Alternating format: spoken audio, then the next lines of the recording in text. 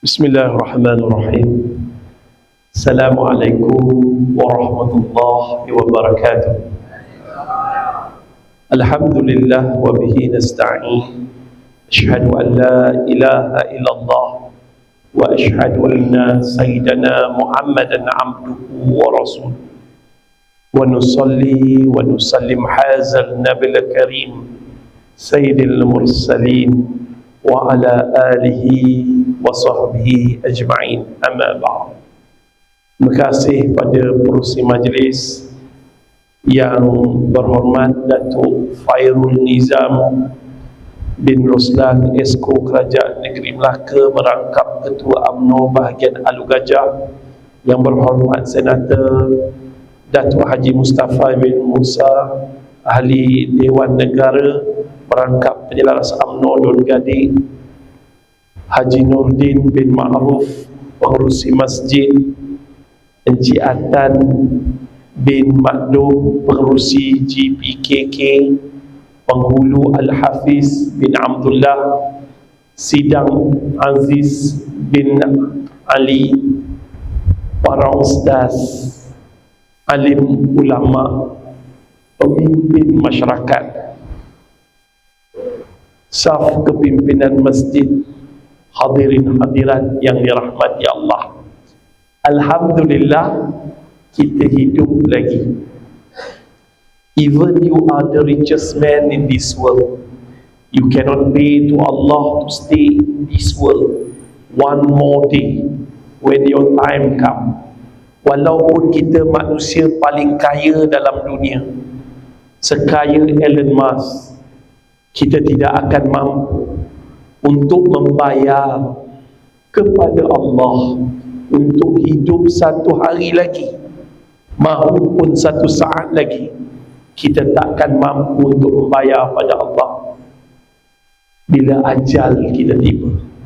Kalaulah kita boleh beli masa, boleh beli usia, nescaya Firaun hidup lagi hingga ke hari ini, kerana masa dan usia boleh dibeli dengan harta. Tapi itu perkara mustahil. Walaupun kita manusia paling kaya di Gadik, paling kaya di Melaka, paling kaya di Malaysia, kita takkan mampu beli masa. Oleh itu, jangan sia-siakan masa. Duduk dalam masjid niat i'tikaf, jangan masa dalam masjid bersembang, main game, mengumpat, memfitnah, bergaduh, tidur tak nak. Kalau boleh tuan-tuan, masa tu kita betul-betul guna, biar kita puas hati. Alhamdulillah, hidup lagi. Nikmat hidup ini paling dicemburui oleh jutaan trilion manusia yang dah mati. Mereka berkata kepada Allah dalam surah Al-Munafiqun ayat 10, andai kau tangguhkan ajalku ya Allah, nescaya aku ingin bersedekah dan beramal soleh. Tapi kenapa orang yang hidup main-main? Dia sia-siakan masa, dia buang masa dengan benda-benda bermaksiat dan dosa.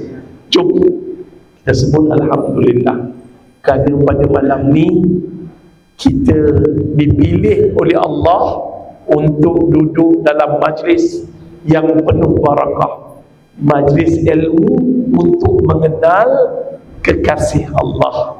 Mudah-mudahan kekasih Allah ini kasih sayangnya kepada kita sebagaimana kasih sayangnya kepada para sahabat. Alhamdulillah. Wallahi, dari Kuala Lumpur sampai ke Gadik, tak ada niat nak mengajar orang Gadik, tak ada. Tetapi saya nak mengajak diri saya terlebih dahulu, dan juga semua sama-sama kita betulkan hidup kita ni, ikutlah apa yang diajarkan oleh Rasulullah sallallahu alaihi wasallam. Wa ma arsalna innaka rahmatan lil alamin. Tidak diutus Rasulullah SAW melainkan menjadi rahmat kepada sekalian alam. Rahmat ni tak ada benda lain melainkan Islam. Selain daripada Islam, dia bukan nama rahmat. Dia mungkin sekadar kebaikan. Rahmat adalah yang dibawa oleh Rasulullah SAW dan para Nabi, iaitu Islam. Dah, jom. Pernah Ustaz berceramah Maulid Rasul dekat Negeri Sembilan, lebih kurang 12-13 tahun dulu. Tengah-tengah ceramah, ada seorang pakcik, pepuknya lantai masjid, dia berdiri, muka bongih, tapi umur 80 tahun, badannya togap lagi. Orang kata dia pejuang kemerdekaan. Komunis lalu depan rumah yang mencicit lari. Bongih. Ustaz, dan ni dulu setan. Apa kerja dia tak buat? Merompak, menyamun, bunuh orang biasa begini. Tapi Ustaz, dan dah berubah kerana satu malam dan bermimpi jumpa Rasulullah sallallahu alaihi wasallam. Allahu Akbar. Saya mula-mula terkejut, tapi bila dia sebut dia mimpi jumpa Nabi, Allah. Saya tuan-tuan, dalam dan luar negara, saya jumpa para ulama, para ustaz yang pernah bermimpi jumpa Nabi. Saya minta amalan dan saya beramal. Sampai ke hari ini Nabi tak sudi datang dalam mimpi saya, kerana agaknya hati saya ni masih hitam, masih busuk, masih jahat. Mungkin saya terlalu banyak dosa sehingga Nabi tak sudi nak datang. Tuan-tuan dan puan-puan, muslimin dan muslimat yang dirahmati Allah, saya tanya pakcik yang mulia, wahai pakcik, terangkan kepada kami bagaimana pakcik boleh bermimpi jumpa Nabi. Dia bercerita, dia bermimpi di tengah-tengah padang pasir, dia berjalan berbatu-batu, berjam-jam lamanya, tak mampu berjalan, dia merangkak, tak mampu merangkak, dia mengesut, dah berjam-jam dah tak larat, dalam keadaan yang sangat lemah. Beberapa kali pipinya tersembam di atas panas padang pasir. Dia jangka dia akan mati sebentar lagi. Dalam sekoyong-koyong fata morgana padang pasir, dia nampak seorang lelaki menaiki kuda warna putih, memakai jubah warna putih, hampir kepada dia, rangkul tengkuknya yang lemah dan tak bermaya, diberi minum air. Tegukan pertama dia rasa tenaga dia hebat, lebih hebat dari sedia kala. Tegukan kedua dia rasa dahaga hilang untuk selama. Dia bingkas bangun, dia peluk lelaki tersebut sambil mengatakan beberapa kali ucapan terima kasih. Lantas dia bertanya kepada lelaki tersebut, siapakah namamu? Lelaki tersebut menjawab, aku Muhammad Rasulullah sallallahu alaihi wasallam. Dia menangis teresak-esak. Bila dia angkat kepala dia, Nabi dah tak ada di hadapan dia dan dia terjaga daripada tidur. Saya tanya pakcik yang mulia, bagaimana wajah Nabi? Pakcik tu cakap wajah Nabi berseri-seri, Ustaz. Allahuakbar. Nabi datang menaiki kuda warna putih, memakai jubah warna putih. Rambut Nabi panjang, cecah ke bahu, berwarna putih. Janggut Nabi panjang, cecah ke perut, berwarna putih. Nabi memegang tongkat berwarna putih. Saya terus cut. Pakcik, itu bukan Nabi.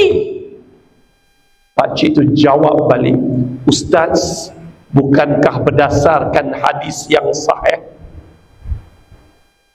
barang sesiapa yang bermimpi akulah itu, kerana syaitan tidak mampu merupai aku." Tapi saya kata, "Pakcik, itu bukan Nabi, itu mungkin Gandalf, Lord of the Ring. Kalau dia bawa loceng, jingling bell, itu Santa Claus." Tuan-tuan, ramai sangat di luar sana yang bersembang, kononnya bermimpi jumpa Nabi, tapi mereka menipu atas nama Nabi. Itu bukan Nabi, tuan-tuan. Yang dengar ni kat kedai kopi tu dengar. Sebab tu Ustaz kata, tak kenal maka tak cinta. Pada malam ni Ustaz nak bawa 4S. S pertama, Ustaz cerita sifat Nabi dari hujung rambut hingga hujung kaki, agar bertambah kasih kita kepada Nabi. Kedua, Ustaz nak selit serba sikit sirah Nabi, adalah sirah sikit. Yang ketiga, Ustaz nak cerita tentang sunnah Nabi. Dan last sekali, masukkan selawat ke atas Rasulullah sallallahu alaihi wasallam. Kelebihan selawat. Ingat 4 ni, balik cuba amal. Jom tuan-tuan, kita berkenalan dengan Nabi yang bersifat kasih dan sayang kepada kita, lebih daripada kita sayang pada dia. Sebab kita tak kenal Nabi. Rambut Nabi bukan berwarna putih, rambut Nabi berwarna hitam pekat. Rasulullah sallallahu alaihi wasallam, tuan-tuan, di bahagian kepalanya hanya terdapat 14 helai uban ketika Rasulullah sallallahu alaihi wasallam wafat. Nabi lahir 12 Rabiul Awal tahun Gajah, hari Isnin sebelum subuh. Nabi wafat 12 Rabiul Awal tahun 11 Hijrah, hari Isnin selepas subuh. Cuma Rasulullah sallallahu alaihi wasallam dikebumikan pada hari Rabu, setengah pendapat kata hari Khamis selepas solat Asar, ketika Rasulullah SAW terbaring jasadnya di dalam rumah Aisyah. Siapa yang menjaganya? Sayyidina Ali. Sayyidina Ali ni jaga, tengok jasad Nabi, cium dahi Nabi. Inilah manusia yang paling banyak mencium.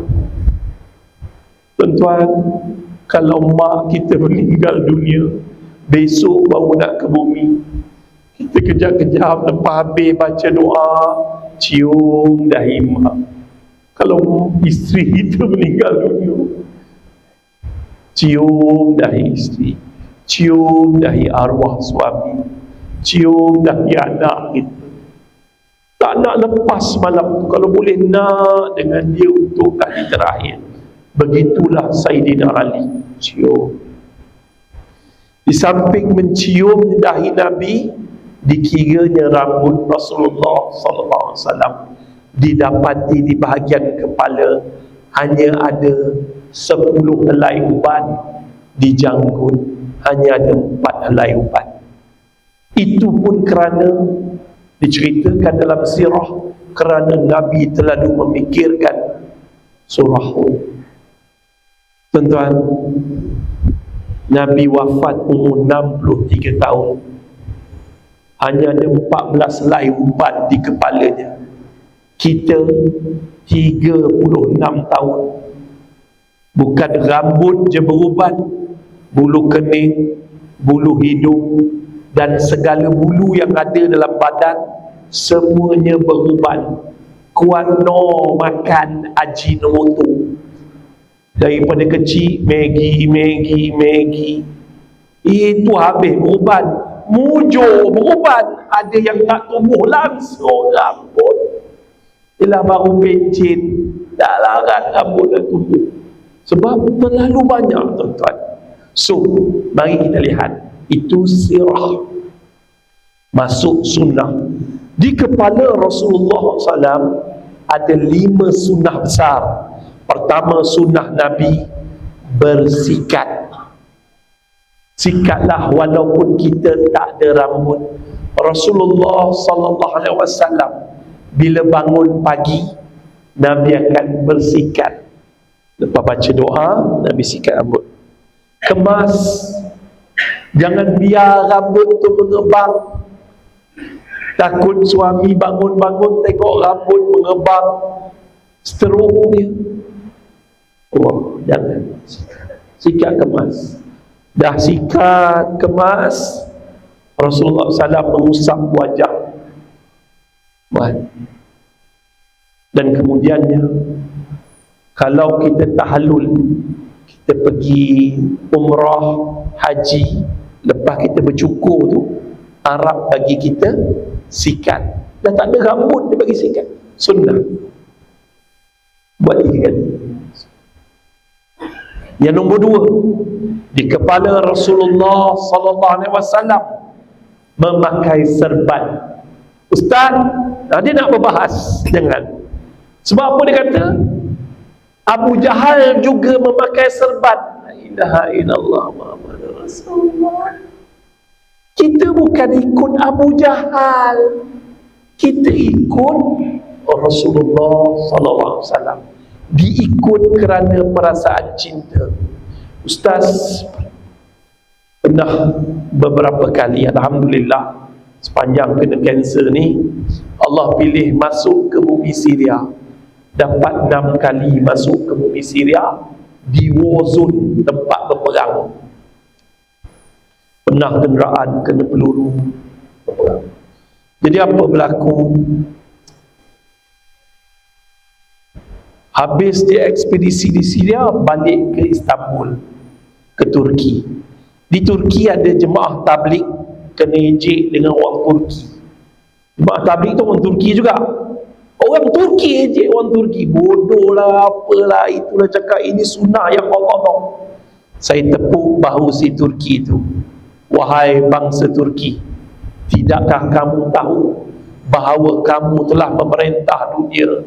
3/4 dari dunia ini pernah kamu perintah.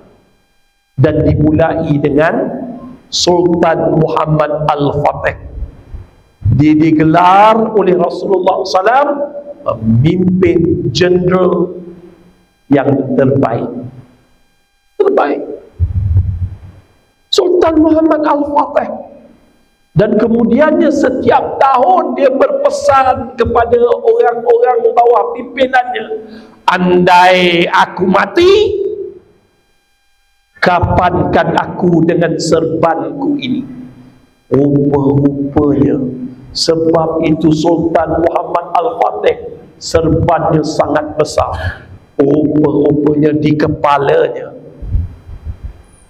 kain kafan. Sebaik-baik manusia, manusia yang paling sebijak-bijak manusia, manusia yang paling banyak mengingati mati. Pakai serban. Boleh kan? Seumur hidup sekali pakai dia. Ustaz, saya tak boleh pakai serban, Ustaz. Kalau saya pakai, ya Allah, tak apa, tapi sekali cuba rasa sunnah. Yang ketiga, di kepala Rasulullah sallallahu alaihi wasallam al-hijamah, berbekam. Berbekam. Ini bangga dengan penyakit. Saya ada banyak penyakit. 3 serangkai, darah tinggi, kencing manis, kencing kawan, jantung berlubang, dan macam-macam berlubang lah. Bangga dengan penyakit. Sedangkan dalam hadis sahih yang diriwayatkan oleh ramai imam-imam dan dikumpul dalam kitab Tibbun Nabawi, kaedah rawatan Rasulullah, yang dikarang oleh Ibn Qayyim, menceritakan daripada muka surat 50 hingga 60 tentang kelebihan al-hijamah, berbekam. boleh merawat 70 penyakit, boleh menyembuhkan penyakit. Sebahagian daripada penyembuhan itu dari al-hijamah berbekam, keduanya daripada memakan ubat ataupun madu. Nak buat di Arab Saudi, tuan-tuan, sehingga pesakit-pesakit HIV datang ke bumi Mekah, selain daripada menunaikan umrah, mereka melakukan al-hijamah di hospital bekam, sehingga dikatakan oleh doktor kuman HIV itu telah habis. Dia tak nak percaya, tak nak buat, duk telan ubat, telan. Nah, saya mau balik, saya sepatutnya datang naik motor, tapi ada masalah sikit. Kawan saya bikers tadi pergi ziarah dia tak boleh angkat tangan sebelah kanan, tiba-tiba tak boleh angkat dan tak boleh berjalan. Saya dan kawan saya papah dia, bawa ke hospital Ampang Puteri. Baru je habis dihantar mesej saya, baru je habis MRI, nak tengok sama ada pecah tak pecah, sebab terlupa makan ubat darah tinggi. Ubat makan, tapi jangan lupa berbekam. Ustaz tutup cerita ni kepala.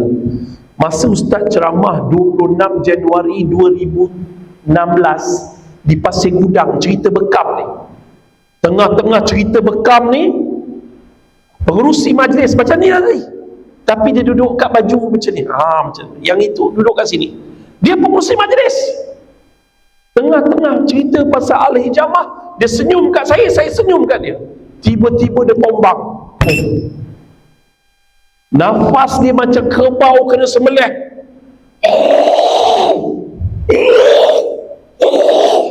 Itu tanda sakaratul maut. Sakarat, sekarang kita boleh gelak, kita boleh ketawa. Sakarat ni sakit seperti ketika malaikat maut siap roh daripada jasad, seperti melapah kambing hidup-hidup. Nah, Ustaz berhenti ceramah, Ustaz pergi pangku dia. Orang sakarat jangan bagi baring macam ni, susah. Pangku, siapa yang biasa pangku orang sakarat, lain tuan-tuan, rasa. Namanya sebaring tu letak labuih kat mulut. Orang baik, Haji, ikut saya Ji, la ilaha illallah. Tak boleh, tak boleh sebut la ilaha illallah. Ustaz pun istighfar, astaghfirullah. Ji ikut la ilaha illallah, tak boleh. Dan Ustaz ajar istighfar banyak, tolonglah ya Allah. Teringat pesan Tok Guru. Tok Guru pesan ngajar sebutir.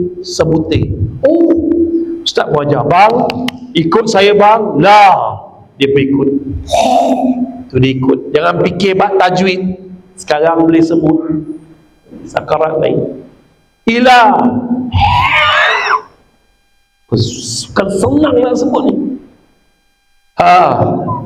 Ilah Allah, ikut sikit-sikit. Lagi sekali bang, la ilaha illallah,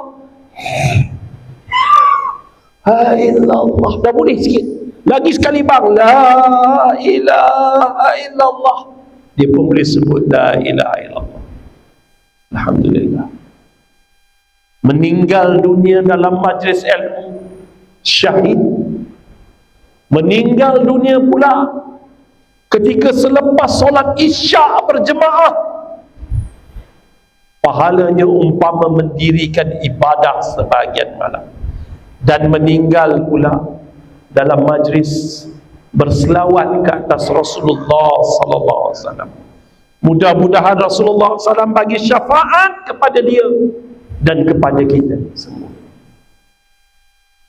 Man kana akhirul kalami la ilaha illallah dakhalal jannah. Siapa yang mati di akhir kalam sebut la ilaha illallah, masuk syurga. Ustaz haraplah malam ni 3-4 orang yang dengar ceramah Ustaz, terutama yang menyandar di tiang-tiang, duduk belakang-belakang, kejap bangun keluar, Allah ambil nyawa. Kasar Ustaz orang ni. Ada seorang jemaah tabligh, dia sebut amin. Dia nak mati dalam majlis ilmu, dia nak mati ketika sujud, dia nak mati dalam kalimah la ilaha illallah, dia sebut amin. Tuan-tuan, kuasa Allah Ta'ala. Dia ikut umrah. Sampai di umrah, dia tanya saya, Ustaz, apa nak buat amalan dalam raudah kubur Rasulullah SAW? Dan dia buat amalan tersebut. Allah pilih dia meninggal dunia ketika solat subuh dalam keadaan sujud di dalam raudah, sujud terakhir tepi makam Rasulullah SAW. Mudah-mudahan kena faham sunnah di kepala Nabi yang seterusnya selepas al-hijamah melamakan sujud. Mudah-mudahan satu hari nanti kita yang rajin datang ke masjid, tiba-tiba kita sujud, Allah ambil nyawa kita. Allah ambil nyawa kita masa kita sujud. Semalam 2 hari lepas saya berceramah di Negeri Sembilan, Kuala Pilah. Dekat Negeri Sembilan ni banyak kisah orang meninggal dunia ketika solat, ketika sujud. Bila ditanyakan amalan pada satu kes yang saya cek di Muar, satu amalan mereka adalah melamakan sujud. Dalam sujud dia doa, ya Allah, doalah Allah pilih kita dalam keadaan beribadah, Allah jemput. Dalam masa yang sama melamakan sujud ini, kisah dia Abdul Rahman bin Auf. Dia lambat berhijrah daripada kota Mekah ke kota Madinah. Sampai di kota Madinah, dia tanya penduduk Madinah, manakah kekasih hatiku? Dan akhirnya dia bertemu dengan siapa? Dia bertemu dengan seorang pakcik. Pakcik itu kata, Rasulullah ada kat sana. Masa aku lalu, dia sedang sujud. Aku berlarilah Abdul Rahman bin Auf kerana rindu sangat pada Nabi. Bagai nak pecah dada dia. Tapi Nabi masih sujud. Lama Nabi sujud. Kemudian Nabi angkat kepala, terus beri salam. Assalamualaikum. Abdul Rahman bin Auf menyapa. Lantas Rasulullah tanya, kamu ni siapa? Lazatnya Nabi sujud, lamanya Nabi sujud, nikmatnya Nabi sujud, Nabi lupa dunia. Dia tanya, kamu ni siapa? Sedih Abdul Rahman bin Auf. Aku Abdul Rahman bin Auf. Ya Rasulullah, kenapa lama betul sujud? Jawab Rasulullah SAW, kerana datang Jibril kepada aku memberitahu 2 kabar gembira. Andai aku mati, siapa saja yang beri salam ketika aku hidup dan mati, aku boleh menjawab walaupun dalam keadaan mati. Cuba tuan-tuan bayang, tuan-tuan sekarang ni di Masjid Nabawi, di Masjid Nabawi Madinah, nampak kubah warna hijau. Tuan-tuan angkat tangan, Assalamualaikum ya Rasulullah. Nabi menjawab salam. Nabi jawab salam kita, tuan-tuan. Begitulah kasih sayang Nabi pada kita. Nabi syukur, Nabi sujud syukur. Kenapa kedua? Barang sesiapa yang berselawat ke atas aku sekali, Allah berselawat ke atasnya 10 kali.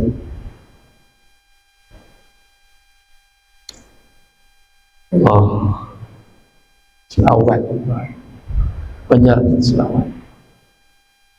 Dan dalam masa yang sama, cerita yang Ustaz cerita La ilaha illallah tadi bukan cerita kosong.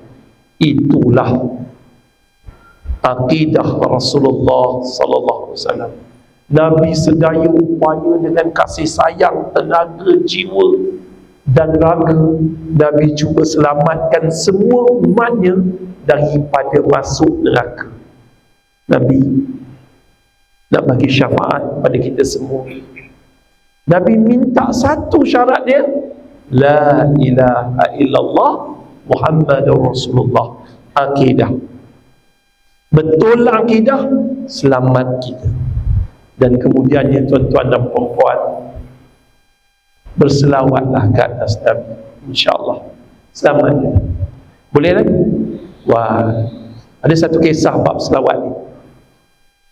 Ni masa saya main Harley Davidson HD zaman 20-an lah, ikut ride, lalu Kuala Pilah, jalan kat sana, lalu ceruk layan corner.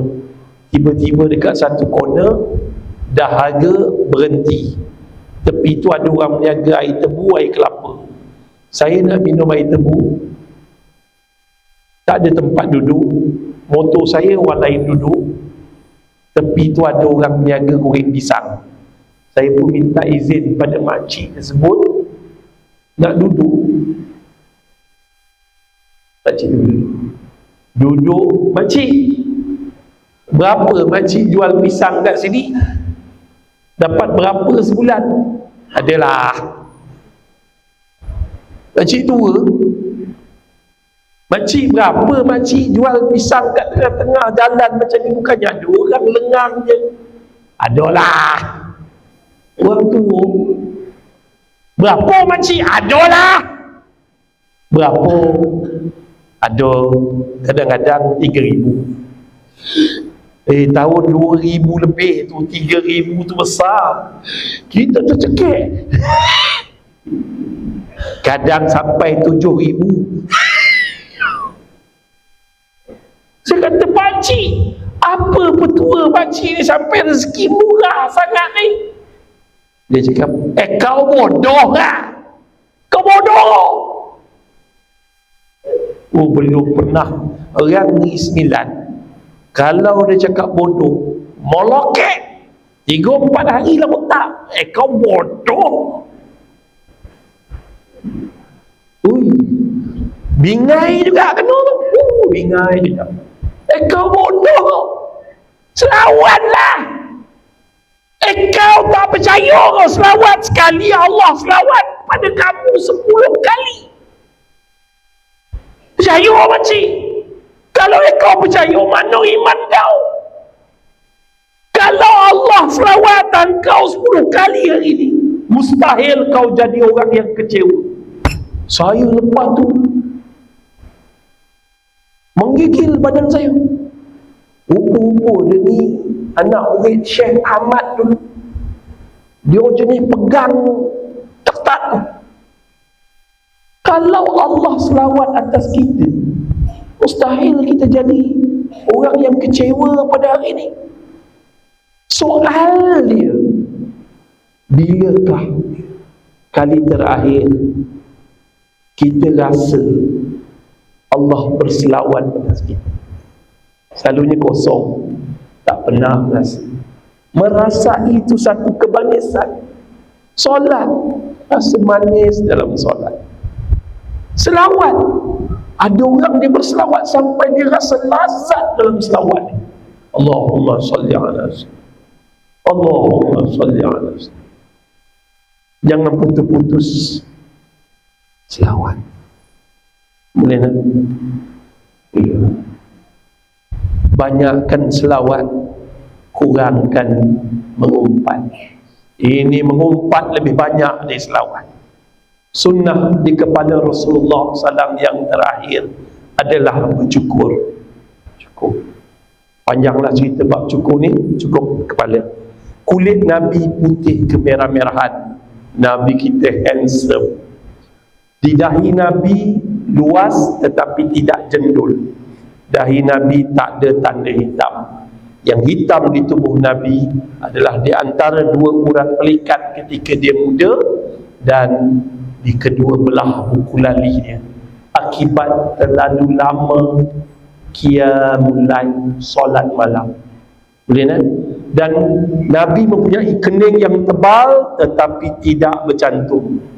Dan Masya Allah, mata Nabi besar, yang hitam tu besar, cantik. Mata Nabi ada dua sunnah. Pertama, Nabi menangis untuk kita. Nabi menangis bila dengar ayat Al-Quran, baca Quran yang berkaitan dengan neraka. Teresak-esak Nabi menangis untuk kita. Bila kali terakhir kita menangis bila dengar kisah Nabi? Keras sungguh hati kita. Nabi lah manusia yang paling banyak menangis, takut kita masuk neraka. Bila kali terakhir kita menangis dalam solat? Kalau bukan sebab anak kita menagih dadah, anak kita kena tahan lokap, merempit. Kalau tak sebab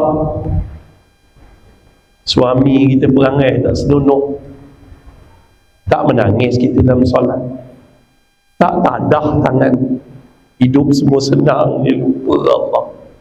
Kalau bukan sebab anak kita yang kurang ajar, tak menangis dalam solat. Jom nangis. Ya, wallahi, menangis dalam ibadah adalah kemuncak kemanisan iman. Dah habis. Dan kedua, di mata Rasulullah SAW berjaga malam. Berjaga malam. Bangun malam bukan tengok bola, bukan main badminton, bukan tengok MU Liverpool Arsenal, bukan. Berjaga malam tapi qiyamul lail. Habis mata. Hidung Nabi mancung, lubang hidung Nabi tak besar, tak macam cerita Piramli. Walaupun wajahmu tidak kau kenali, tetapi lubang hidungmu jadi pujaan hatiku, boleh masuk beberapa kuli. Dah. Hidung Nabi mancung tapi lubang hidung dia tak besar. Sunnah di hidung Nabi ada dua. Pertama, memasukkan air ke dalam lubang hidung ketika berwuduk. Ustaz, itu sunat dia? Ya, sunat. Tetapi sunnah. Bila sebut sempurnakan wudukmu, maknanya sunnah kena buat. Ustaz pernah terlibat di Indonesia dalam dialog lah dengan perubatan tradisional ni.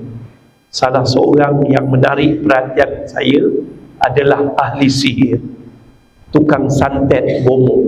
Saya sudah santet ratusan ribu orang, tetapi paling susah untuk menyihir orang yang setiap kali mengambil wuduk memasukkan air ke dalam lubang hidung dan mengeluarkan kembali.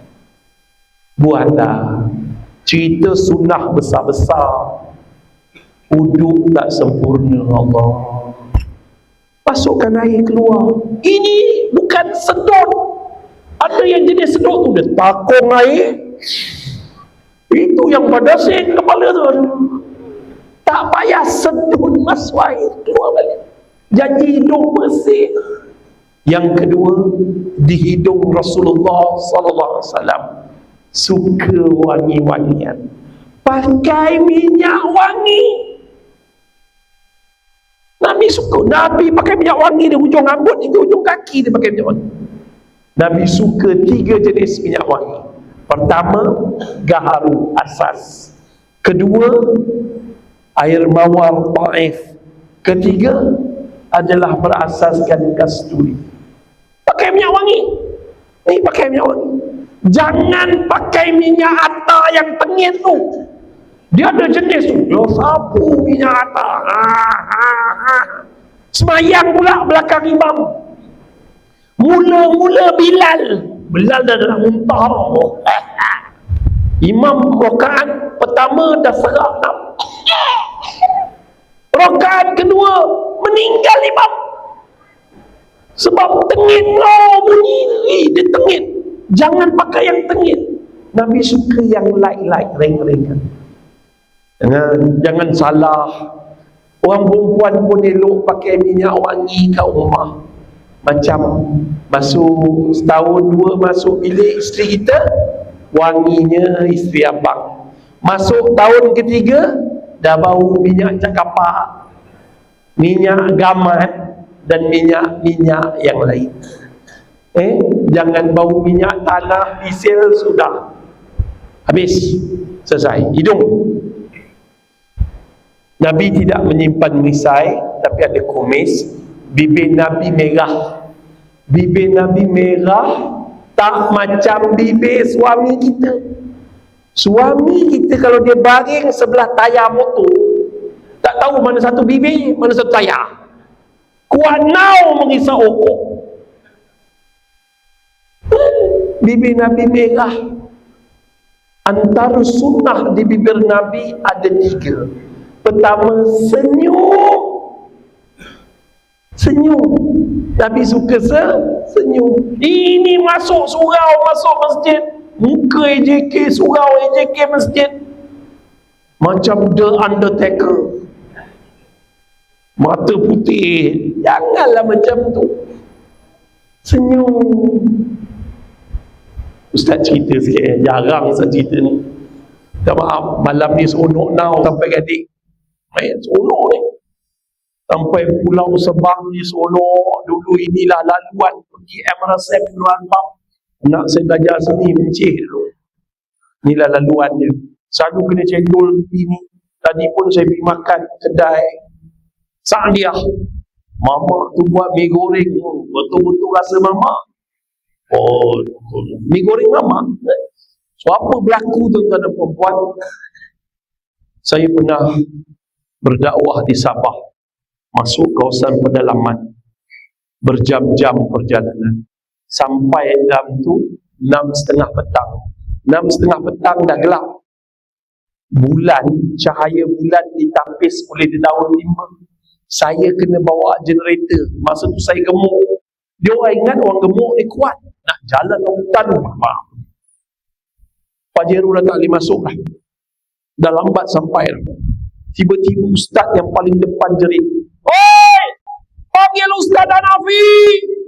Kita dalam keadaan bahaya!" Ayo letak generator.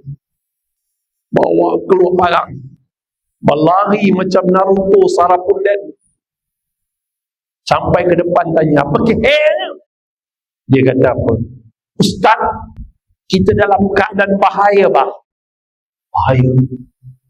Apa bahayanya? Dia tunjuk, ini dia satu jalan ke kampung seberang. Lepas tu saya tengok, rupa-rupanya nampak jalan tu sekawan babi sedang berkubang. Babi hutan berkubang. Allah. Bila saya pandang balik kawan-kawan saya ni, ustaz-ustaz ni dah tak ada lah. Semua panjat pokok. Saya tanya, "Ustaz, nak buat apa ni?" Dia pun jerit, "Ustaz Hanafi, bacalah doa halau babi." Alamak, nak ngapeh je mana? Dia pernah dengar doa halau. Apa saya cakap? Mak saya kata kalau jumpa babi hutan lari bengkok-bengkok, rasa tak sempat. Dia orang malam tu berkubang ramai-ramai. Ada mesyuarat agung agama berkubang. Tiba-tiba Saya pun tengok ada seekor babi tu datang. Besar ni, tinggi. Saya rasa tinggi daripada ni. Tinggi ni sejengkal dah macam ni. Macam anak badak dah.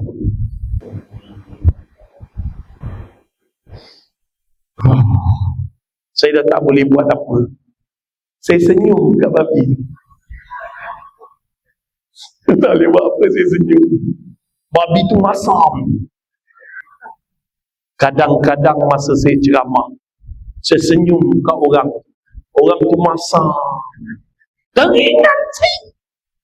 Serupa pula. So, jom senyum. Boleh? Amalkan senyum. Jomlah. Ikut sunnah Nabi. Jangan ikut perangai belum. Ibni Abbas berkata, sepanjang aku hidup bersama Rasulullah SAW, aku tidak pernah melihat Nabi bermasam muka. Yang kedua di bibir Nabi Muhammad SAW, Allahu Akbar, adalah mendahului salam. Alhamdulillah, mengumumkan ketibaan Yang Berhormat Datuk Fairul Nizam bin Ruslan. Alhamdulillah, terima kasih YB datang. Alhamdulillah, tuan-tuan dan puan-puan, muslimin dan muslimat, senyum. Tak suka kat orang pun kita senyum. Yang keduanya, mendahului salam. Nabi ni, satu hari Saidina Umar menyuruh belakang pokok. Nabi berjalan, tiba-tiba Rasulullah bagi salam. Assalamualaikum Umar. Apa yang kau buat belakang pokok? Umar keluar. Umar beritahu, aku ingin mendahului salam sebelum kamu. Maka tidak Umar, aku ni membawa rahmat. Nampaklah? Sebarkan salam. Kelebihan orang sebarkan salam, satu adalah tercabut daripada dirinya perasaan takabur, berasa mulia dan merendahkan yang lain. Jumpalah, Assalamualaikum.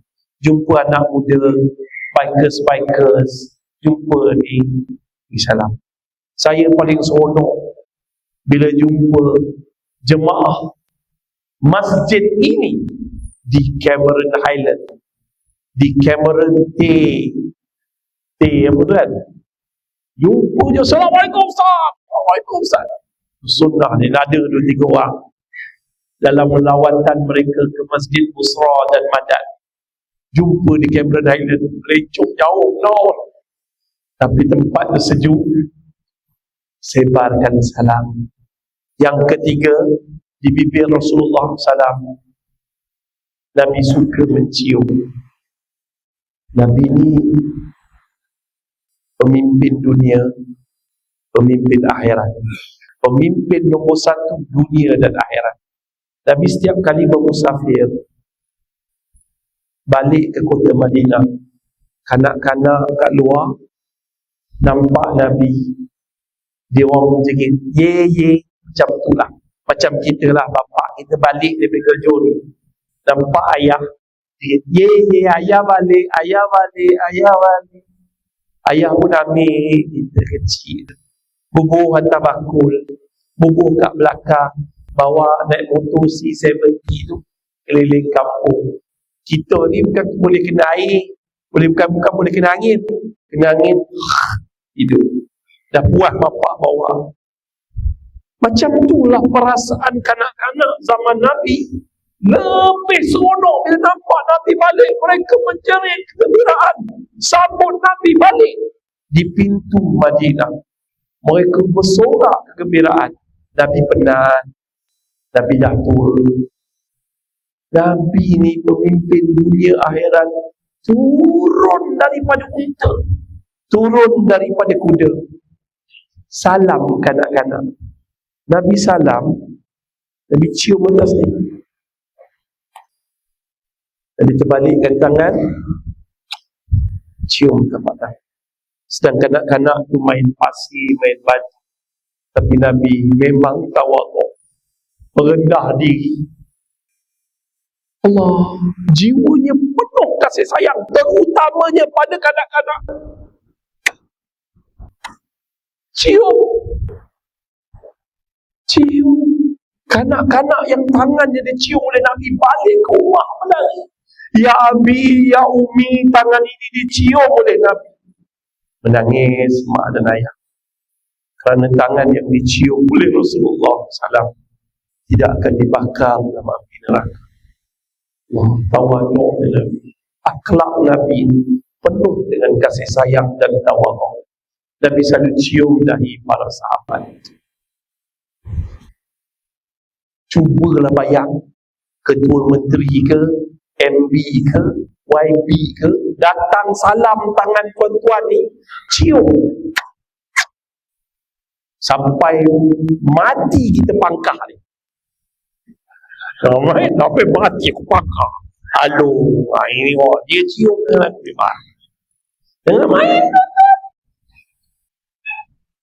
Kalau dia dah ketahui dia tak ada, dia lukis gambar. Jangan main. Ustaz banyak ke luar negara, terutamanya Turki. Ustaz pernah jumpa Erdogan. Ketika tu dia bagi kuih dekat pekan. Dia ni Allah, anak-anak datang dia cium dahi kadang-kadang. Berpuluh tahun dia dah buat macam tu. Syekh Ahmad Yassin itu juga cium. Jangan main. Cium dahi cucu kita yang degil, cium dahi anak-anak kita yang tak nak solat, cium mak nak cium, mak sayang kau. Tak nak lah mak, orang dah besar lah, malu lah mak cium. Tak apa, mak cium, mana tahu esok mak mati, mak tak tempat, cium lah mak. Cium dahi mak kita, cium dahi ayah, cium lah. Jangan cium tangan saya. Ustaz, saya nampak Ustaz orang baik, pakai jubah. Jangan. Tangan saya jangan cium. Ni, Ustaz ada pantun di fungsi jawapan. Rubah bukan sebarang rubah, rubah jelmaan seekor jin. Jubah bukan sebarang jubah, dalam jubah ada sebuah jin. Jangan cium. Tangan saya ni masih banyak dosa. Kita bikers tak senonoh banyak lagi ni. Cium tangan balik. Dan amal ada imam dan Allah, bibir Rasulullah, gigi Nabi bersugi. Tidak, kalau tidak menjadi keberatan kepada umatku, nescaya aku mewajibkan setiap kali wudu bersugi. Ustaz, saya orang Gading, saya besar Pulau Sebang. Jangan main-main dengan saya Ustaz. Jangan hina sangat nak suruh pakai kayu sugi. Saya bukan macam orang tabligh tu pakai kayu sugi. Tak. Saya orang Pulau Sebang, kita tak pakai kayu sugi, kita pakai Oral-B. Why? Belagak. Kalau nak belagak, tapi jangan hina kayu sugi.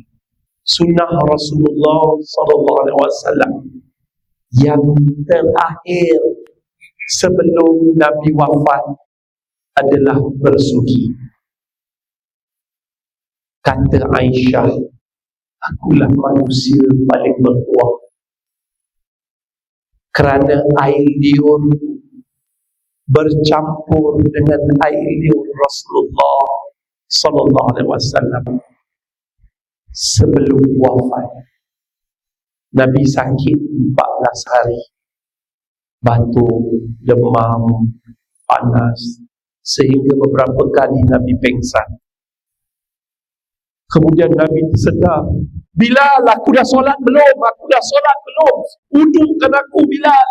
Nabi, perkara pertama dia ingat solat. Solat.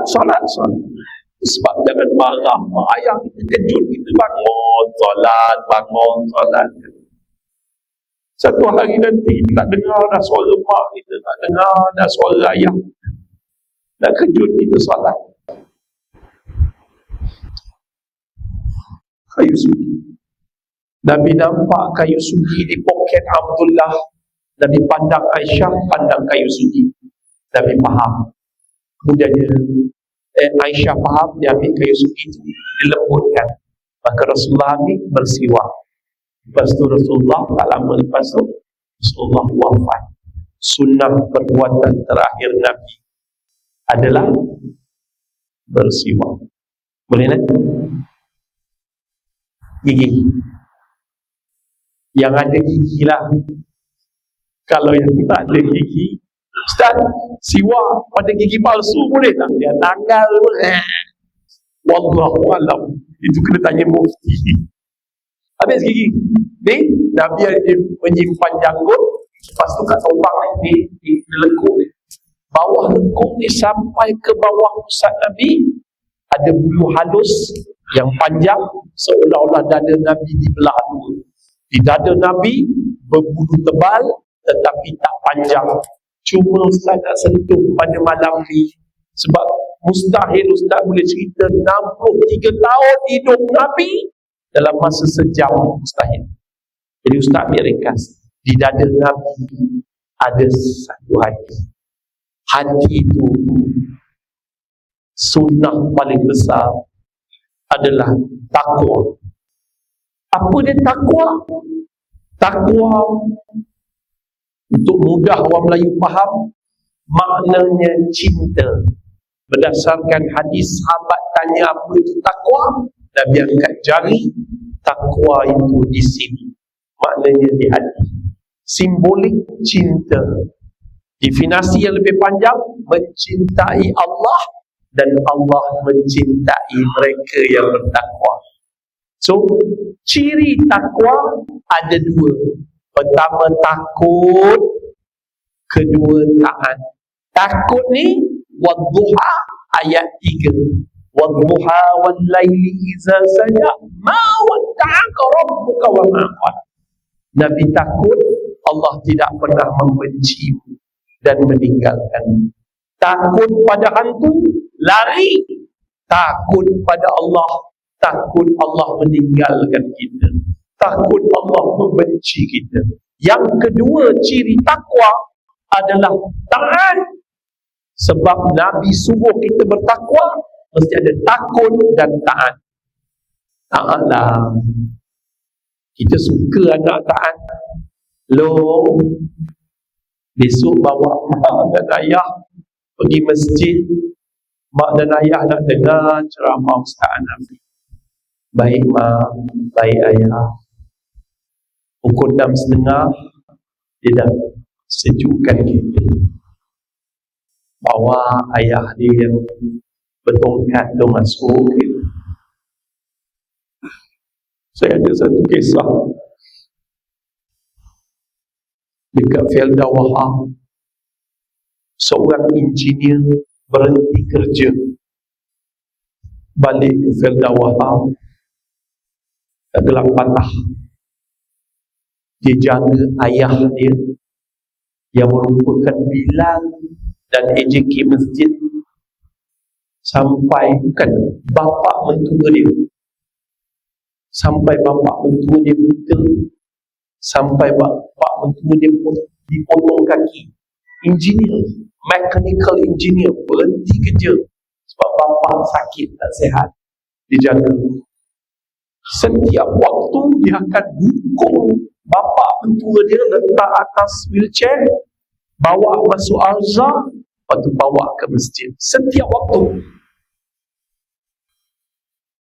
Saya kata, kau tak rasa rugi ke? Tak apa. Arwah mak saya besar. Selagi ada orang tu, tak kisahlah ayah kau, aku, mak mentua kau ataupun bapa mentua kau, itulah pintu kunci utama syurga. Berbaktilah pada dia. Itulah dia dukung sampai ke air hayat. tinggal.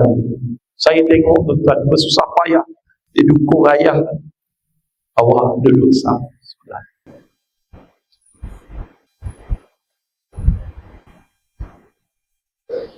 Oh, kita suka anak yang taat, tolong. Besok baik mak, baik ayah, cakap lembut je. Tapi kita suka anak yang taat. Kenapa kita tak taat pada Allah Ta'ala? Kita tak suka anak yang neraka. Orang besok tolong hantar Umi dengan ayah ke masjid. Umi dan ayah dengan anak dengan ceramah. Pergilah sendiri. Mengada orang tua ni. Tuan-tuan tak kena, tak rasa azam anak orang ajar. Kita sembahyang pun teringat dia tu. Kita tak suka anak yang derhaka, tapi kenapa kita derhaka pada Allah? So, ciri takwa, takut dan taat. Nak tahu macam mana Ustaz hati kami ni bertakwa ke tak bertakwa? Ingat formula ni, 3P 1P. Siapa dia orang bertakwa? Yang Nabi nak suruh kita jadi orang yang bertakwa. Kalau tengok dalam Al-Quran, dalam bulan Ramadan jelas, ya ayyuhallazina amanu kutiba alaikumus shiyam kama kutiba alal ladzina min qablikum la'allakum tattaqun. Wahai orang beriman, wajib puasa sebagaimana umat terdahulu, moga kamu bertakwa. Takwa ni penting. Apa dia? Ciri orang bertakwa ada 3P 1P. Pertama, pemurah. Kedua, penyabar. Ketiga, pemaaf. 1P, baik. Boleh? Ingat Ustaz tak tahu sampai bila boleh hidup. Kanser yang Ustaz hadapi ni tak tahu sampai bila boleh bertahan. Saya hidup ni pun mungkin ada doa tuan-tuan dan puan-puan yang Allah makbulkan, dapat ada sedikit masa yang Allah pinjamkan, dapat kita bertemu. Jadi jangan sia-siakan ilmu yang Ustaz ajar pada malam. Yang tak baik buang. Tapi tolong ingat 3P 1P. P yang pertama, pemurah. Rasulullah SAW hatinya sangat pemurah. Bagi sedekah. Jadi kalau orang tadi dengar kempen apa? Kapet tuan-tuan. Kapet, nak kapet baru 100,000 kos. Kalau seorang 1,000, tengok muka orang kaya yang pakai spek lagi kaya. Ramai pakai spek. Seorang 1,000, 100 orang dah cukup 100,000. Mana boleh Ustaz? Ingat semua orang kaya senang. Kadang-kadang susah juga. Kalau susah 500 bolehlah Ustaz cakap. Tak cukup seorang 100. Malam ni seorang 100. Kalau tak boleh 100, jangan keluar. Takut. Bagilah tak banyak, sikit. Yang penting kita nak dapat takwa tu pemurah. 100 ringgit. Kalau buat kedai tom yam sekejap tak rasa apa. 100 ringgit belanja kawan. Pergi Afar Musa kan dia kapal terbang. Kapal terbang tu bila nak terbang? Suruh pergi ke sana. 100 ringgit, nothing. Kopi Cino tu asal usul lagi 9 tau. Minum mana bang? Kopi Cino, kopi kedai Cina tu asal usul kopi Cino. Tuan-tuan pergi 100 ringgit tak rasa apa. Tapi nak bagi untuk kapet masjid, oh no way. Jangan habis dia. Sekarang miskin orang masjid ke peduli dan okey, pemugah. Kedua apa dia? Penyabar. Tuan-tuan ni sabarlah dengar ceramah ni. Ustaz ni bila nak habis? Malam ni makan apa?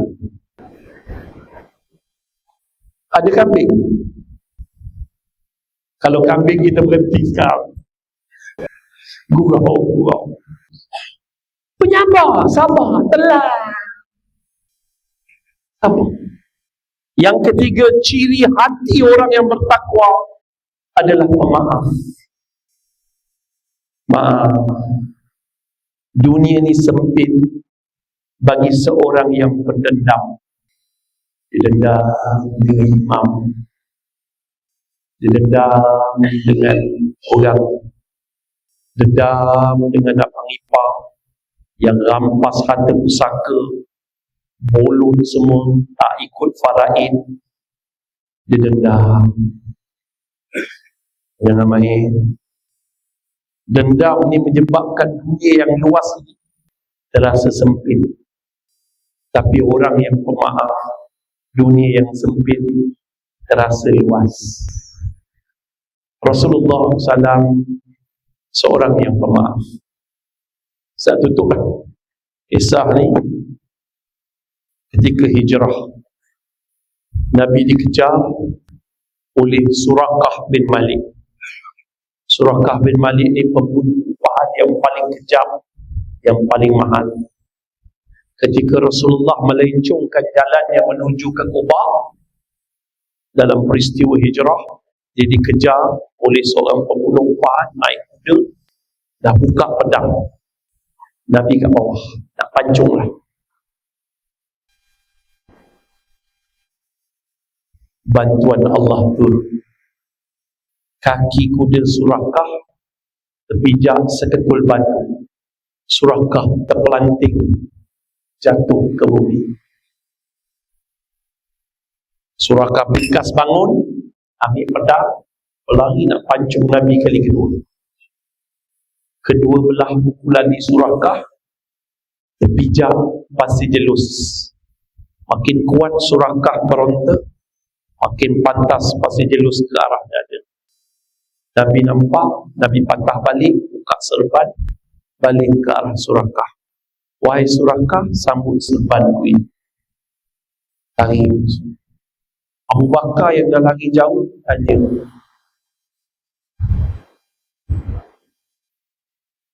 ya Rasulullah, bukankah orang ini ingin membunuhmu?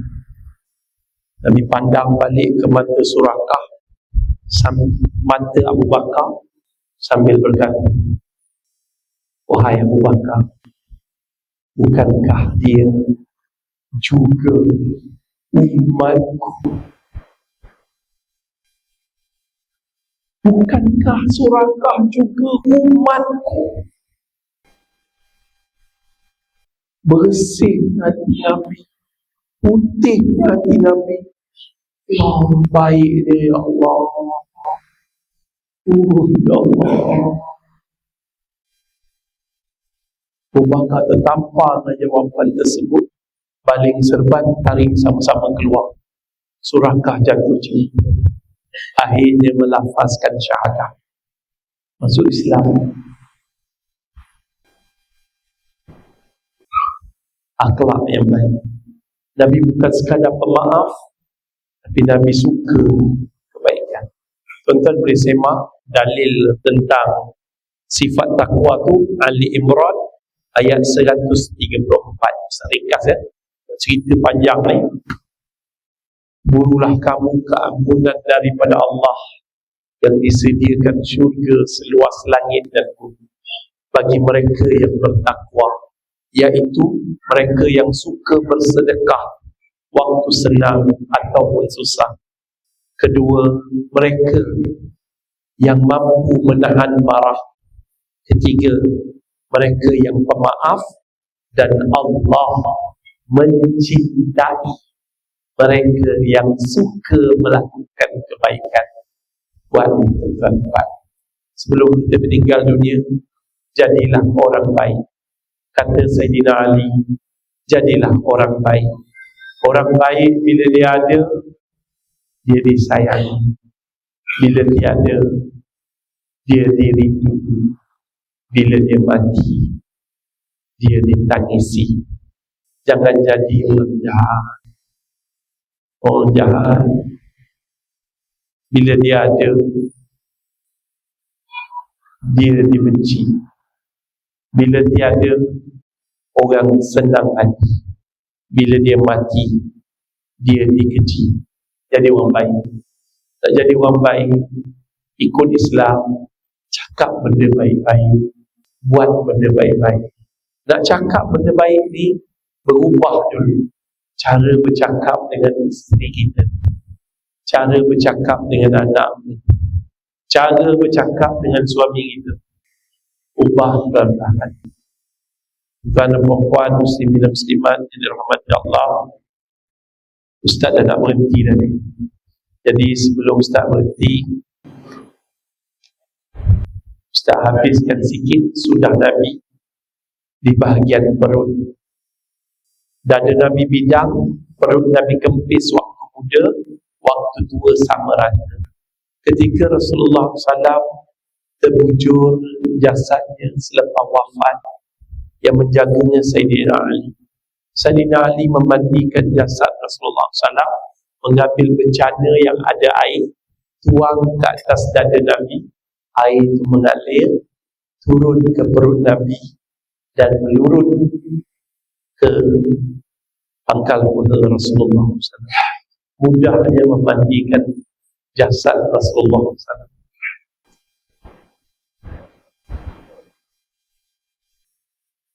Kita ni nanti macam mana? Ustaz mandikan jenazah, tekan perut kembung, tekan najis. Kalau dekat nak 5 minit najis tak berhenti-henti keluar, kita istighfar kepada Allah. Ya Allah, ampunlah dosa dia. Jangan makan hak orang lain, jangan ambil hak orang lain. Faraid, ikut faraid, kecuali orang halal kan faraid pada kita. Kadang-kadang orang dah tak ikut Islam dah, sebab tu rumah tangga, keluarga tak dapat rahman daripada Allah. Cukup. Perut Nabi ada 3 sunnah. Sunnah pertama, cara makan. Kejap makan kan, 1/3 isi makanan, 1/3 isi air, 1/3 lagi kosongkan. Minta 3/3 makanan. Last kali baru masuk cendol. Itu yang masa rukuk keluar cendol. Yang kedua, Nabi makan bila lapar, berhenti sebelum kenyang. Nabi makan benda yang halal-halal dan baik. Kebanyakan makanan Nabi halal daripada buah-buahan. Saya bercerita satu hari, teringat, jarang saya cerita. Satu hari Aisyah dijemput selepas Nabi wafat. Aisyah dijemput datang ke rumah sahabat, diberikan roti. Aisyah pun makan roti itu. 2-3 suap Aisyah makan. Aisyah menangis Aisyah. Sahabat panik lah. Isteri-isteri sahabat, kenapa Aisyah? Kenapa kau menangis? Aku teringat Rasulullah. Tuan, masa hidup kita maki-maki suami kita, maki-maki isteri kita. Tapi dah mati, teringat selalu. Ambil putih, nangis Aisyah. Aku teringatkan Rasulullah SAW. Sepanjang aku hidup bersama Nabi, aku makan roti berasaskan bali. Tepung bali ni kasar tuan. Nak kunyah sangat liat. Tepung bali ni berasaskan bali. Tepung tu murah. Dan kemudian kalau kita kunyah, dia lambat hancur. 20 kali kunyah belum tentu hancur. Bila dapat tepung yang lembut, Masya Allah nangis. Ya Allah, Nabi ni pemimpin dunia, pemimpin akhirat. Dia boleh kumpulkan segala kekayaan kalau dia nak. Tapi isteri Nabi berlapar.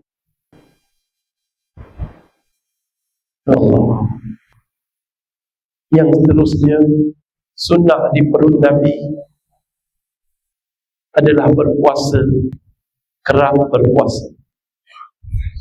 Satu hari Jabir bin Ahmad, ini sifat tawaduk, ini sifat. Boleh lagi ni tuan-tuan? Dah ada dah yang dah nak mati macam cerita tadi? Belum Belum ada yang lelap. Yang lelap tu insya-Allah tak hari ni, seminggu lagi.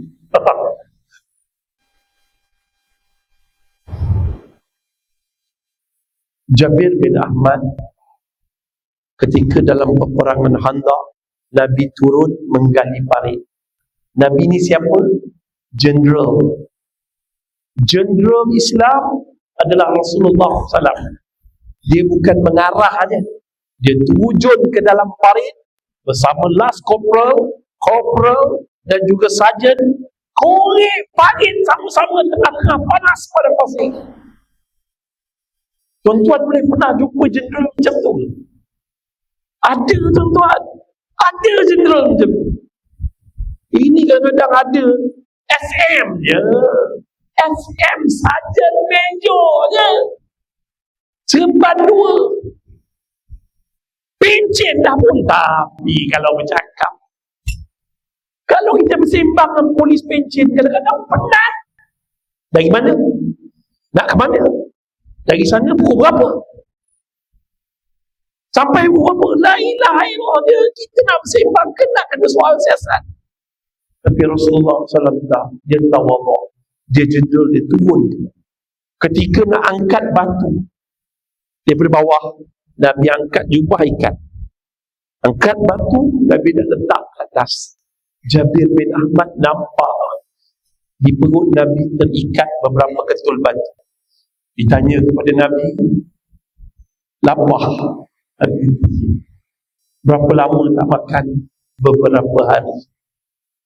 Jeneral lapar. Nabi lapar untuk sampaikan kasih sayang. Nabi lapar sebab nak menyampaikan agama yang bakal menyelamatkan kita daripada api neraka. Dia tengok muka memang lapar ni. Muka bengis ni lapar ni. Dia ni tadi dah dengar nak habis dah. Tiba-tiba sambung balik. Sambung balik. Allah. Apa? Berlaku.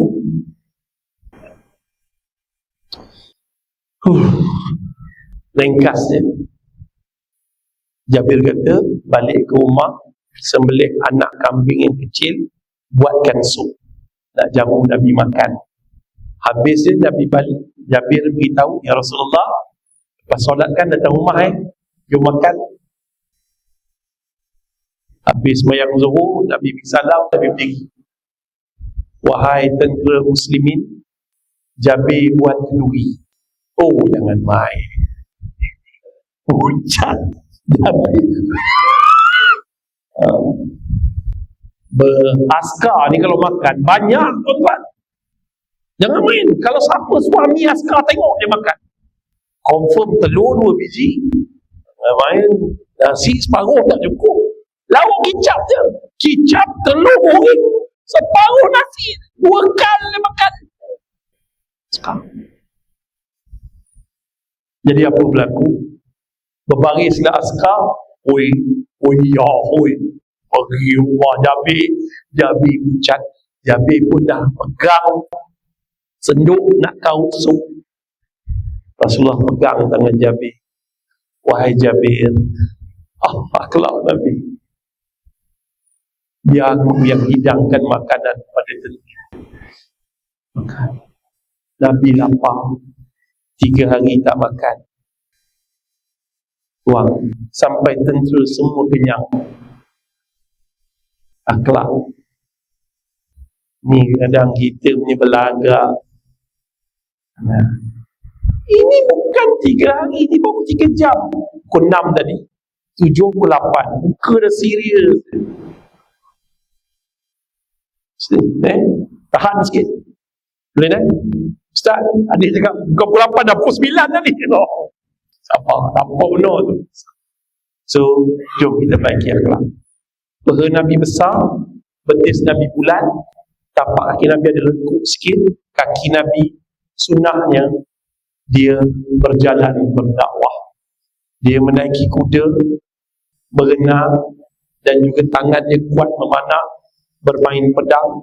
Tangan Nabi pemurah, suka tolong orang, pemimpin yang baik. Kaki Nabi tidak memijak orang untuk naik ke atas. Kaki Nabi berhijrah, berjalan, mendaki bukit dan pelbagai sunnah lagi. Ustaz tak boleh terangkan semua sebab Ustaz takut ramai yang dah lapar ni, dan muka gastrik pun ada, jadi Ustaz berhenti. Sebelum Ustaz berhenti, Ustaz menyampaikan beberapa angkat pantun. Semulia-mulia hari Jumaat, semulia-mulia Nabi Muhammad, jom hujung hati kita bersyukur, solat, sedekah dan selawat. Mudah-mudahan dunia akhirat kita selamat, InsyaAllah. Kalau ada sejarum patah, jangan disimpan dalam peti. Kalau sepanjang hidup saya ada buat silap dan salah, harap segala dosa saya diampuni. Indah sungguh bulan purnama, cahaya sampai ke kampung Tanjung.